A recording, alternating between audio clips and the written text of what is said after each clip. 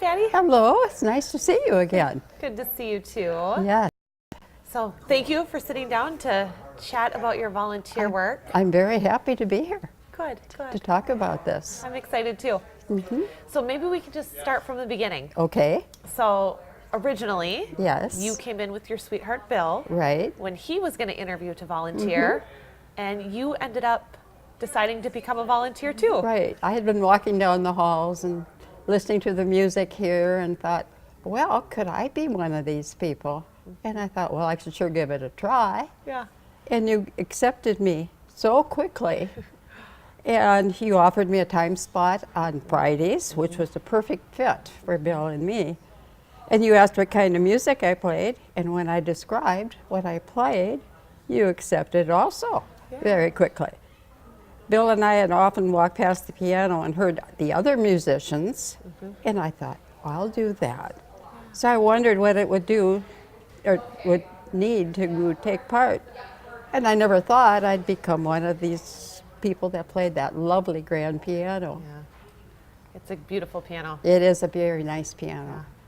So as part of that initial interview, I had you sit down and play. Yes, you did. And what do you remember when you got to sit down at the piano for the first time? I thought, oh, is she going to like my music? Or most people do, but maybe, I don't know. Yeah. I'll have to try it and see. Yeah, I remember that it was very soothing, very Yes. relaxing. Yes. So maybe you can talk a little bit about the style of music Okay. that you play. Okay. Most of the music I play here is whatever comes to me as I play. It sort of borders on a classical kind of sound, but it's also very quiet. And it's not written on paper anywhere and never repeated in the same way twice. There are so many descriptions of it as to where it comes from and what it is. And people can believe whatever description they choose. Some say it comes from my heart, which I know it definitely does. Others say it's channeled from dead composers that want to come through and play. And some go like this, it's from God. And I can adapt it to the people around me and tune into what they're feeling. And that's why they will suddenly stop and listen. Yeah, you can read the room. And it's so deeply intuitive at times that I forget where I am. And so I just let my hands move where they want to go and don't think about it and don't even hear it at times. I believe in all of the above descriptions, and I believe it's meant to be shared. And my love of sharing is reflected in this music.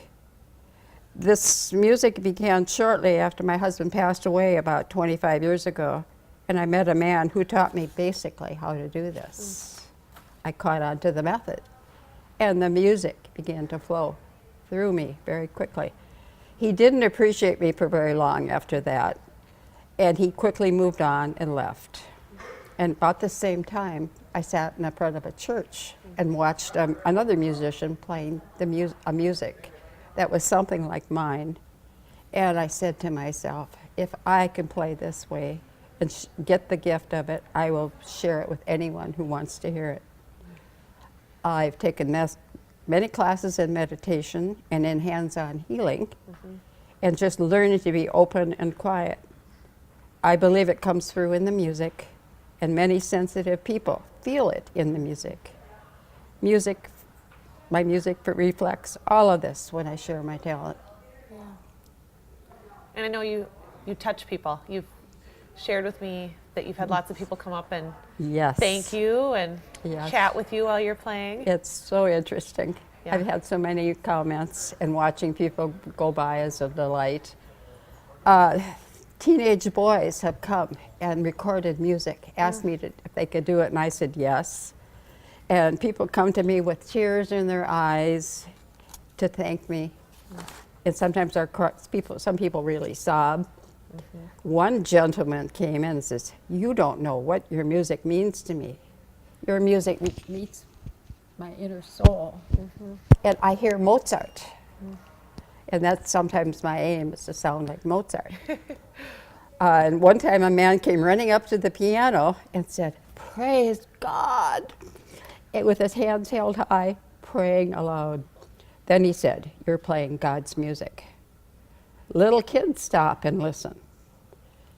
And a lady one time asked, "Where did you ever learn to play such beautiful music?" One day a lady looked very irritated as she approached. She sat next to the piano with her back to me. Soon she took a deep breath, turned around, appeared to relax, no longer irritated. Soon she said to me, "Your music is so soothing." Mm-hmm. Some people just close their eyes to listen, and some of them fall asleep. As people are walking by, some of them stop a while and listen before continuing their walk. Many wave and smile. Last week, one lady came from behind me and gave me a hug and a caramel candy, saying, "Thank you for doing this." And another time, there was a man that gave me the nicest review, speaking, just like a critic might do.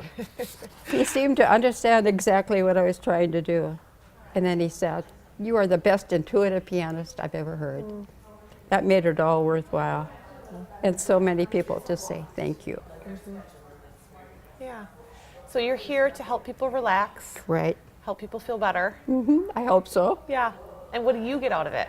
What do you gain by volunteering? Oh, so many things, such a satisfaction. Everything I've worked at is showing, and my feelings are coming out. Sometimes I almost cry too. And besides making music here, I share my other talents for knitting and crocheting. So I make hats for newborn babies and finger puppets for patients. And what more do I get out of it? I simply enjoy watching other people as I play. For me, it's amazing to see and watch people. And I realize that many people do not understand what can be done with music. But I know that they may be feeling something good that is new to them. I am creating a spirit that reaches people and helps them to hear and relax in a new and different way.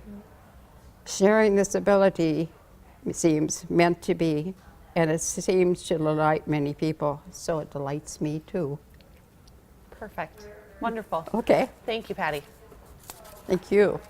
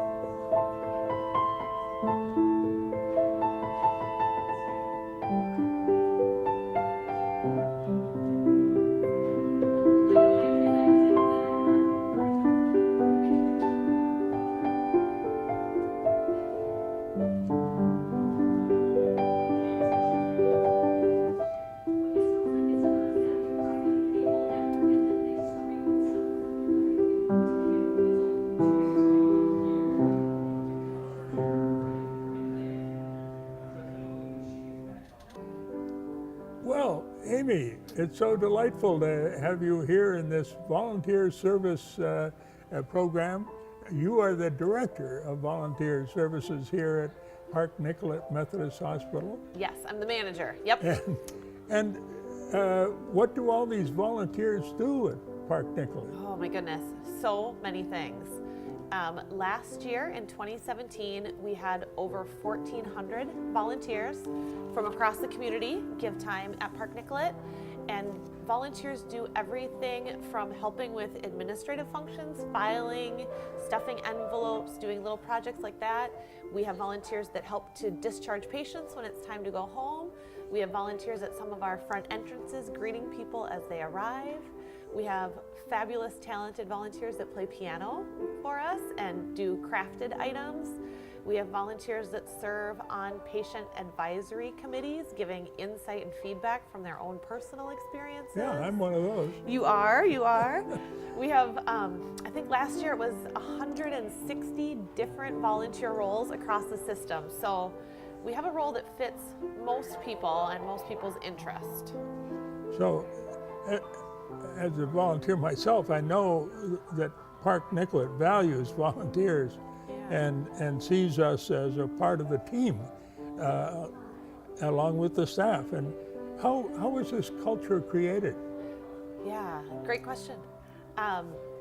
So here at Park Nicollet, our mission is to, I wrote down our mission. It's to improve the health and well-being of our patients, family, and community. And in volunteer services, we seek to do that through partnerships, philanthropy, and volunteerism. So really putting volunteers at the heart of making that patient experience the best it possibly can be. And I think here at Park Nicollet, the staff and the volunteers are all really, really committed to that, to wanting to make sure that everyone is valued, a patient, a volunteer, a staff person. One thing I'm really proud of is after a year of work, last year at the very end of 2017, we earned Service Enterprise Certification. What's that? Yeah, so it's a newer certification. I've heard of it, but I don't understand it. Yeah. So Service Enterprise Certification, it is a certification that you can earn through Points of Light. And Points of Light is a nationwide program dedicated to volunteerism. And what they have done is they have looked at what makes for a great volunteer program, and they've created some standards and an assessment that we can achieve to prove that we're a great place to volunteer. So we went through a whole year of quality improvement, program enhancements, growing our program to really fit the needs of our organization and the people that we serve. And in the end, we are able to say that we're one of the top organizations to volunteer with. We've got this certification to prove it. Great. Yeah. I understand there are only a few more here in the state of Minnesota. Yeah, so it's a nationwide program, a nationwide certification. So across the country, there are about 300 organizations. In Minnesota, about 50 of those. 50. Yeah, so Minnesota's a great place to volunteer. It's a great place to live and a great place to volunteer. And we've got a really strong nonprofit community here in Minnesota. And so it's no surprise that we have a lot of organizations that have that certification here. What an honor. How rare. I mean, this certification is pretty rare. It is, yeah. Oh, go ahead. I'm sorry, Bill. And are there other organizations in the Twin Cities with this distinction? Yep. So Park Nicollet, I think we were number 44 to get the certification. And some of the others include Ronald McDonald House of the Upper Midwest, the Minnesota Children's Museum, Second Harvest Heartland, Make-A-Wish in Minnesota. So some of the big nonprofits that you've probably heard of are all working towards this certification, really, again, to kind of show our community that we value volunteers and that this is a great place for you to give your time. Yeah. So what type of people volunteer? Sure, I'm one of them, but it seems like there's a wide range of people. Yeah. I don't think there's really a typical volunteer, but we start at 16, so you have to be at least 16 to volunteer. And we have volunteers that are all the way up into their mid-90s. Really? Yeah, yep. So, oh, maybe I have a few more years to go. Yeah, we're not getting rid of you anytime soon. You're sticking around. But I think kind of volunteers tend to fall in two categories. We have quite a few volunteers that are job seekers and thinking about a healthcare career. So maybe they're students who are in school, or maybe they're working adults who are thinking about a career change and they really want to experience what it's like to be in a healthcare setting. So we have volunteer positions in physical therapy, and we have a lot of students that are thinking about a physical therapy career and want to kind of try it out before they make that commitment and make sure that it's the right fit. And nursing too. And nursing, a lot of nursing students that are thinking about a career in nursing, and it's tough to get experience and know if that's really what you want to do, and volunteering gives you the opportunity to try out some different things and see what you might like. So we have the students, we have the people that are thinking about a career in healthcare, and kind of the other big bucket is we have a good chunk of our volunteers who are either patients themselves here at Park Nicollet or family members of patients, and they've experienced what it's like to be here, and they've experienced the care that they've received from the staff and from the volunteers, and so they want to pay it forward to somebody else or pay it back. Volunteering is a great way to show gratitude. So a lot of people have had an experience here, and it's a way of healing by volunteering and also helping others. I think, again, kind of in general, our volunteers are people. We have, you know, whether they be in their teens or in their 90s, they're people who want to be good listeners, who want to help others and want to share who they are with people through volunteerism. And you even have a program called HELP. We do, yeah. Hospital Elder Life Program? Correct, yes. And would you describe that? I understand that there are quite a number of volunteers there. Yes, so the Hospital Elder Life Program, acronym HELP, is, again, it's a nationwide program that we have here. We were the first hospital in Minnesota to have the program as well. HELP is a program that helps prevent the onset of delirium for patients in the hospital. So a patient comes in, and there are different risk factors for becoming delirious when they're here as a patient, and our volunteers meet with the patients in their room and do some kind of targeted interventions to help prevent that onset of delirium. A lot of it is just having conversations, making connections, and helping that patient stay cognitively stimulated. We serve patients all across the hospital. We have, I think last year, 250-ish of our volunteers were in the HELP program, so it takes an army of volunteers to make that program work. Yes, and they push a cart around, not bring it in the room, but and with a computer on it where they can record how the patient's doing. Yep. So the cart, they help to kind of notice if there's any change in the patient's cognitive status, and they take some notes that are all confidential, and the volunteers get a lot of training. That program has a lot of training before you start. Yes. The cart has lots of fun things in it too, newspapers and activity books and playing cards and all sorts of good stuff. Helping people avoid delirium. Yep. Yeah. Yep. So what are the requirements and commitments asked of potential volunteers? Yeah. So the requirement to become a volunteer is basically that you meet that 16-year-old age, and then that you can make a commitment to an ongoing position. So because we're in healthcare, because we're in a hospital or a clinic setting, we really want to make sure that it's safe for volunteers and it's safe for patients. So before anybody starts with us, we do a background check, we do a health assessment, we do an orientation. The orientation covers infection prevention, confidentiality, other safety protocols. And then we do hands-on training. So we make sure that every volunteer gets experience practicing their role with either a staff person or a trained volunteer, and then they would start their regular shift. So because we do so much upfront work, and because we do ask for that commitment, the commitment we ask for volunteers is about 6 months. At least 6 months. At least 6 months. Most volunteer positions are 1 shift a week. We have some flexibility with that though. Some positions are a little less and some are a little more. A shift is about how many hours? Usually 4. Most volunteers do a 4-hour shift. Some shifts are a little bit shorter. For example, we have volunteers that do hand massage. Their shifts are about 2 hours, because if they did 4 hours of hand massages, they would probably need hand massages at the end. So we're flexible on that one. Yeah. We work with people with kind of where they are in life. So we work with snowbirds. So sometimes somebody does, a 4-month commitment, and then they go south for a little bit, and then they come back again in the spring, and we can usually make that work as well, depending on what they're looking for and what type of position they're interested in. So it doesn't have to be consecutive months. No. You can adapt to snowbirds. Yes, we work with our snowbirds. Flying off to the south. Yes, can't blame them after this last winter. And we have a summer program too for students. So that one's got a little bit different commitment. Some of our students can't make a commitment during the school year, but they're available in the summer. And so we ask them to make a regular commitment for June, July, and August. and then work with them for that as well. Good. Well, this sounds like a even better program than I realized. There's a lot available here, a lot of interesting programs that we help to support. And when I came to you for an interview before serving as a volunteer, I brought my sweetheart, and to my surprise and your surprise, she volunteered too. Yeah, yeah. Well, Patty, you've heard my sweetheart Patty playing the piano quite a bit. What impression do you have from the guests? That is just totally calming. So frequently, visitors and patients will come by and comment to us about how wonderful it is, not only Patty's playing herself, but how wonderful it is to have somebody who is a real person playing the piano rather than just the mechanical machine. And sometimes, and I'm sure you notice, Patty, people stand. You know, they'll stop as they're coming and going to or from the ramp.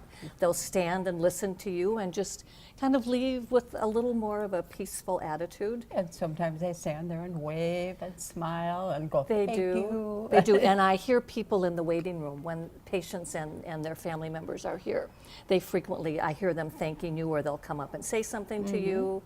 Or you can just see people relax. They just kind of let go.